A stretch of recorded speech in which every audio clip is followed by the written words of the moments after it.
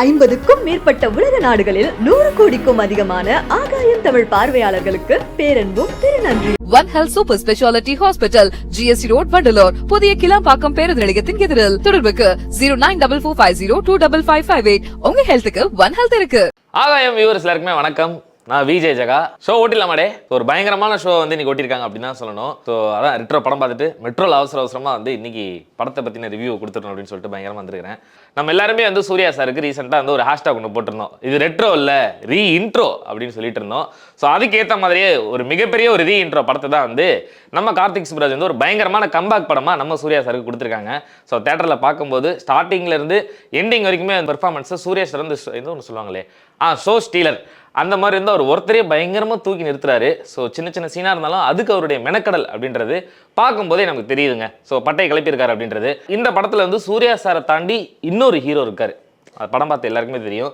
வேற யாரும் இல்லை, நம்மளுடைய மியூசிக் டைரக்டர் சனா தான். ஸோ பட்டையை கிளப்பியிருக்காருங்க. ஒரு பாட்டு இன்ஸ்டாகிராமில் ட்ரெண்ட் ஆகுது அப்படின்னா அந்த ரீல்ஸில் போட்டு அந்த ஹூக் ஸ்டெப்லாம் போட்டு பயங்கரமாக பட்டையை கிளப்பிடுவோம்.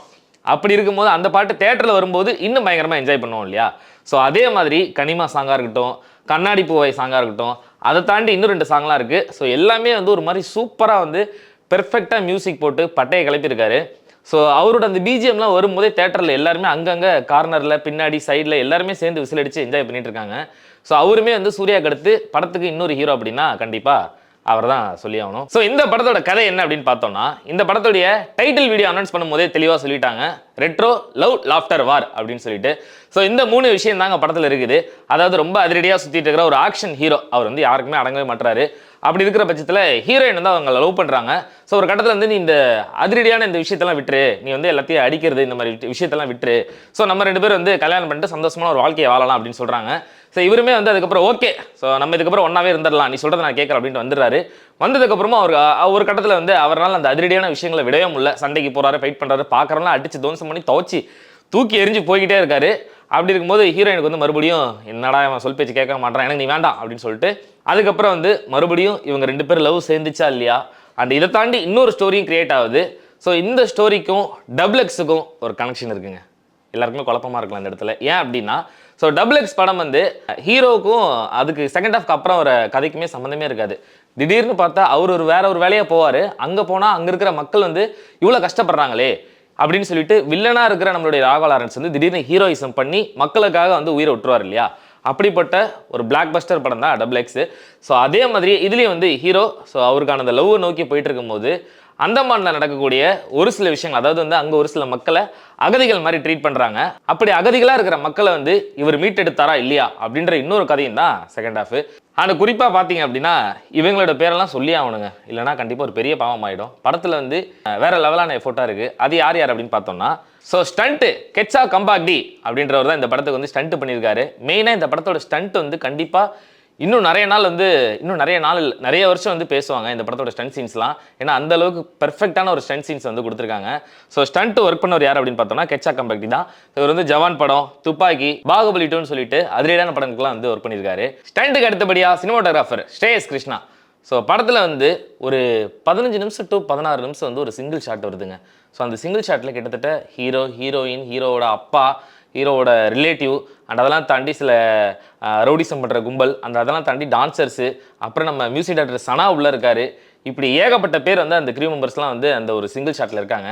அவங்க எல்லாருமே சேர்ந்து கோர்வையாக வந்து அந்த சீனை மேக் பண்ணி அழகாக வந்து பெர்ஃபார்ம் பண்ணியிருக்காங்க. ஸோ கிட்டத்தட்ட வந்து இதுக்கு எத்தனை நாள் ப்ராக்டிஸ் பண்ணியிருப்பாங்க என்ன விஷயம் தெரியல. ஆனால் ஸோ இந்த ஒரு சிங்கிள் ஷாட்டுக்காகவே கண்டிப்பாக படத்துக்கு போய் நீங்கள் பார்க்கலாம். இதுக்கு முன்னாடி நிறைய சிங்கிள் ஷாட்லாம் வந்திருக்கு, இது என்னப்பா அவ்வளோ பிரமாதமா அப்படின்னு நீங்கள் கேட்கலாம். ஸோ நிறைய படங்களில் சிங்கிள் ஷாட்லாம் யூஸ் பண்ணியிருந்தாலுமே இது ஸ்பெசிஃபிக்காக ஒரு ஸ்பெஷலான சிங்கிள் ஷாட் சீனாக இந்த படத்தில் இருக்குது. படம் பார்த்தவங்களுக்கும் அது தெரியும். நீங்கள் இனிமே தான் பார்க்க போறீங்க அப்படின்னாலும் பார்த்ததுக்கு அப்புறமா நீங்களுமே அதை ஃபீல் பண்ணுவீங்க. அண்ட் கனிமாவோட ஹூக் ஸ்டெப் கோரியோகிராஃபர் ஷெரீஃப் அவருமே வந்து பயங்கரமாக அந்த ஹூக் ஸ்டெப்லாம் போட்டு அந்த பாட்டை வைரல் ஆக்கி அந்த பாட்டை வந்து தேட்டரில் வந்து என்ஜாய் பண்ணுற அளவுக்கு கொண்டு போனதில் அவருடைய பங்குமே இருக்குது. ஸோ இப்படி இந்த படத்தை பற்றி சொல்லணும் அப்படின்னா ஒரு ஸ்டண்ட்டு, சினிமாட்டோகிராஃபர், கோரியோகிராஃபர், டேரக்டர்னு சொல்லிட்டு இப்படி எல்லாருமே வந்து இந்த படத்துக்கு பயங்கரமாக உழைச்சிருக்காங்க. ஒரு சில விஷயங்கள் செகண்ட் ஹாஃப் வந்து கிட்டத்தட்ட கொஞ்சம் லைட்டாக லாக் ஆகிற மாதிரி இருக்கே, அப்படின்னு ஃபீல் ஆகும் கண்டிப்பாக. ஏன்னா அப்படி தான் லைட்டாக இருந்துச்சு.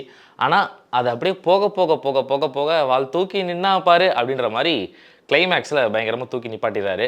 அண்டு சூர்யா சார் கூட ட்ராவல் வர நிறைய பெர்ஃபார்மர்ஸும் பயங்கரமாக பெர்ஃபார்ம் பண்ணாங்க. நம்ம ஆக்டர் ஜெயராம் சார் சொல்லவே வேணாங்க, பட்டையை கிளப்பிட்டாரு. ஸோ அவர் பண்ணுற அந்த நகைச்சுவைகள்லாம் கிளைமேக்ஸ் எண்டில் படம் முடியும் போது ஒரு காமெடி சொல்லுவாங்க, தேட்டரே குபீர்னு விழுந்து சிரிச்சாங்க. ஸோ அப்படிப்பட்ட ஒரு காமெடியாக இருந்துச்சு. அது வந்து படத்தோட கனெக்ட் ஆகிறதுனால இன்னும் வந்து எல்லாருக்குமே ஒரு ஹியூமரான ஒரு விஷயமா அந்த படத்தில் வந்து அமைஞ்சிருந்துச்சு. நம்ம நாசர் சார், ஸோ அவரோட நடிப்பு எல்லாருக்குமே தெரியும், நிறைய படங்களில் பார்த்துட்டோம். இந்த படத்துலையும் வந்து ஒரு ஹாலிவுட் ஹீரோ வந்து எப்படி நம்ம ஹாலிவுட்டில் வந்து கேரக்டர் ரோல் பண்ணுறவங்க, ஒரு வயசான ரோல் வந்து பண்ணுறவங்க எப்படி நம்ம ஹாலிவுட் படங்கள்லாம் பார்க்கும்போது நமக்கு அந்த ஃபீல் வருமோ அந்த ஃபீலை எல்லாருக்குமே கொடுத்துருக்காரு. ஏன்னா அந்த அளவுக்கு வந்து அவருடைய ஒரு சின்ன ரோலாக இருந்தாலும் கொஞ்ச நேரம் தான் ட்ராவல் ஆகிற மாதிரி இருந்தாலுமே அந்த கொஞ்ச நேரம் அவர் வரும்போது அந்த சீனில் வந்து ரொம்ப என்கேஜாக இருக்குது. பார்க்க எந்த ஒரு இடத்துலையும் வந்து சுத்தமாக போர் அடிக்காமல் பயங்கரமாக பெர்ஃபார்ம் பண்ணியிருக்காங்க. அண்ட் ஜோஜு மலையாள நடிகர், அவர்கிட்ட இருந்து ஒரு ஆக்டிங் பார்க்க முடிஞ்சுதுங்க, செம்மையாக பெர்ஃபார்ம் பண்ணியிருக்காரு. அதுலேயும் அந்த இரும்பு கையில் வந்து அவர் வரும்போது அதுலேருந்து ஒரு கனெக்ட் நமக்கு தோணுது. அடுத்து லோகேஷ் கனகராஜ் வர சொல்லியிருக்காரு, இரும்பு கை மாயாவின் சூர்யா சாரை வச்சு படம் பண்ணணும் அப்படின்னு. ஸோ இந்த மாதிரி நிறைய கனெக்ட்லாம் நம்ம மனசுக்குள்ளே ஒரு சூர்யா சார் ஃபேனாக வந்து நிறைய விஷயங்கள் வந்துட்டு தான் போயிட்டுருக்கு. ஸோ அவருடைய பெர்ஃபார்மன்ஸும் ஜோஜ் அவர்களுடைய பெர்ஃபார்மன்ஸும் படத்தில் வேற மாதிரி. அந்த படத்துடைய இன்டர்வல் சீனை மட்டும் எடுத்துக்கிட்டோம் அப்படின்னா, ஸோ எப்போவுமே சிரிக்காத ஒரு பையன், அது எப்படி எல்லாராலுமே வந்து சிரிக்க முடியும்? நார்மலாக ஒரு ஜோக் பண்ணால் சிரிச்சிரும், இல்லை ஏதோ ஒன்று நார்மலாக ஒரு ஸ்மைலாச்சும் பண்ண முடியும். ஆனால் ஒரு சின்ன ஸ்மைல் கூட இல்லாத ஒருத்தர் இன்டர்வலில் எப்படி சிரிக்கிறாரு அப்படின்ற ஒரு அழகான விஷயத்த இன்டர்வலில் தூக்கி நிப்பாட்டினது டேரக்டரோட ஒரு பெரிய ப்ளஸ் பாயிண்ட் அப்படின்னு சொல்லலாம். ஏன்னா நம்ம நிறைய படத்துடைய இன்டர்வல்லாம் பார்த்துருப்போம். ஒரு ஆக்ஷன் சீக்வன்ஸாக இருக்கட்டும், தளபதி வந்து வெயிட்டிங்னு சொல்கிறதா இருக்கட்டும், இல்லை குட் பை டெல்லியில் வந்து நம்ம அஜித் சார் சொல்கிறதா இருக்கட்டும், இந்த மாதிரி இன்டர்வல் சீன் எப்பவுமே வந்து ஒரு பயங்கர மாசாக இருக்கும். ஆனால் இந்த படத்தில் மாசான படத்தில் இன்டர்வல் வந்து எப்படி வச்சிருப்பாங்கன்னா, ஹீரோ ஸ்மைல் பண்ணுறது. ஸோ படத்து ஸ்டார்டிங்லேருந்து ஸ்மைல் பண்ணாத ஒருத்தர் இன்டர்வலில் ஸ்மைல் பண்ணும்போது பார்க்குற எல்லாருக்குமே ரொம்ப தேட்டரில் சூர்யா சார் சிரிக்கிற பார்த்து நம்ம எல்லாருமே சிரிக்கிறோம். அந்தளவுக்கு அந்த சீன் வந்து எல்லாரு கூடயும் கனெக்ட் ஆகி ஸோ அந்தளவுக்கு ஒரு ஹைப்பான ஒரு பயங்கரமான இன்டர்வலாக இருந்துச்சு அப்படின்னு தான் சொல்லணும்.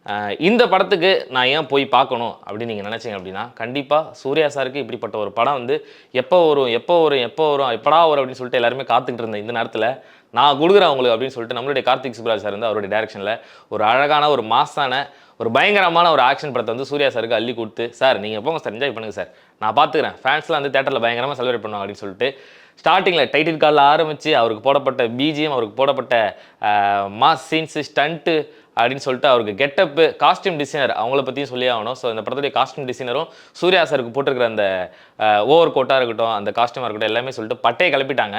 அண்ட் படத்தில் நம்மளுடைய சூப்பர் ஸ்டாரையும் பார்க்க முடிஞ்சுது. ஸோ சூப்பர் ஸ்டார் ஜானி படத்தில் ஒரு கெட்டப் வச்சிருப்பாங்க, அதே கெட்டப்பில் சூர்யா சார் வந்து அதே கெட்டப்பை வச்சுட்டு வருவாங்க. அதை வச்சுட்டு வரதுக்கு முன்னாடி சூப்பர் ஸ்டாருடைய ஜானி ஃபோட்டோவும் வச்சுருப்பாங்க வாலில். ஸோ அதெல்லாம் பார்க்கும்போது தேட்டரில் பயங்கரமாக வந்து விசில் அடிச்சு என்ஜாய் பண்ணிட்டு இருந்தாங்க. ஸோ அந்த ஒரு கெட்டப் விஷயமா இருக்கட்டும், ஸோ பார்த்து அவருடைய ஃபங்க்கு, ஸோ காஸ்டியூம் டிசைனர் பற்றி கண்டிப்பாக பாராட்டி தீட்டி ஆகணுங்க. குறிப்பாக இந்த படத்துக்கு ஏன் ரெட்ரோன்னு பேர் வச்சாங்க அப்படின்னா, ஆல்ரெடி எல்லாருக்குமே தெரியும், நம்மளுடைய கார்த்திக் சுப்ராஜ் வந்து எல்லா இன்டர்வியூலையும் சொல்லிட்டாரு, ரெட்ரோனா அந்த காலகட்டத்தில் நடக்கிற விஷயம் அப்படின்னு. ஆனால் அதெல்லாம் தாண்டி நம்மளும் ஒரு சில விஷயங்கள்லாம் டீகோட் பண்ணி வச்சுருக்கோம். என்ன அப்படின்னா, அந்த காலகட்டங்களில் நடக்கிற கதை மட்டும் இல்லைங்க, அதாவது அந்த காலகட்டங்களில் வந்து படமும் கூட ஸோ அதே மாதிரியே தான் இருக்குது. அதாவது நம்ம தமிழ் சினிமா வந்து 80s 90s எப்படி இருந்துச்சோ அந்த மாதிரியான ஒரு படம் தான் வந்து இந்த ரெட்ரோ. ஸோ அப்போ வந்து படங்கள்லாம் எப்படி இருந்துச்சோ அதுலேருந்து கொஞ்சம் ஒரு சில விஷயங்கள்லாம் எடுத்து இப்போ இருக்கிற ட்ரெண்டுக்கு ஏற்ற மாதிரி லைட்டாக எடுத்திருக்காங்க அப்படின்னு தான் தெரியுது. அதாவது டெக்னாலஜி வைஸாக. ஸோ என்ன சொல்கிறேன் அப்படின்னா, ஸோ நம்மளுடைய சூப்பர் ஸ்டார் படம் 80s 90sலாம் எப்படி இருக்கும், அதாவது வில்லன்லாம் வந்து ஒரு இரும்பு கையில் வருவாங்க, படம் முடியும் போது சுபம் அப்படின்னு போட்டு முடிப்பாங்க, ஒரு சில லாஜிக்லாம் இருக்காது. அண்ட் அதெல்லாம் தாண்டி ஹீரோ வந்து ஹீரோயினோட பேச்சை கேட்காதவராக இருப்பார். அவங்கள வந்து திருத்துறதே ஹீரோயினோட வேலையாக இருக்கும். அதாவது 90s காலகட்டங்கள் நம்மளுடைய தமிழ் படங்கள் எப்படி இருந்துச்சோ அதை ரிசம்பிள் பண்ணி இப்போ இருக்கிற டெக்னாலஜி வைஸ் கொஞ்சம் ஏற்ற மாதிரி இந்த படம் வந்து எடுத்திருக்காங்க அப்படின்னு தெரியுது. ஸோ அதனால தான் இந்த படத்துக்கு பேர் ரெட்ரோன்னு வச்சிருக்காங்க. ஃபைனலி காலகாலமாக இயங்கிட்டு இருந்த நம்மளுடைய சூர்யா சார் ஃபேன்ஸுக்கும் சரி, ஃபேமிலி ஆடியன்ஸுக்கும் சரி, ஸோ சூர்யாவை பிடிச்ச எல்லாருக்குமே இந்த படம் ஒரு செலிப்ரேஷனான ஒரு மூவியாக, ஒரு பிடிச்ச மூவியாக இருக்கும். நம்ம எல்லாருமே எதிர்பார்த்துட்டு இருந்தோம் எப்படா தலைவா கம்பேக் கொடுப்பாரு அப்படின்னு. ஸோ கண்டிப்பாக ஒரு கம்பேக் ஃபிலிம் தாங்க. இதுக்கப்புறம் வந்து எல்லாருமே வந்து கம்பேக் கொடுங்க தலைவா அப்படின்னு நீமே போட வேண்டிய அவசியமே கிடையாது. ஸோ எல்லாருமே படத்தை போய் தேட்டரில் பார்த்து என்ஜாய் பண்ணலாம். நீங்கள் படம் பார்த்துருந்தீங்க அப்படின்னா படம் எப்படி இருந்துச்சு அப்படின்றத மறக்காமல் சொல்லிடுங்க. தேங்க்யூ.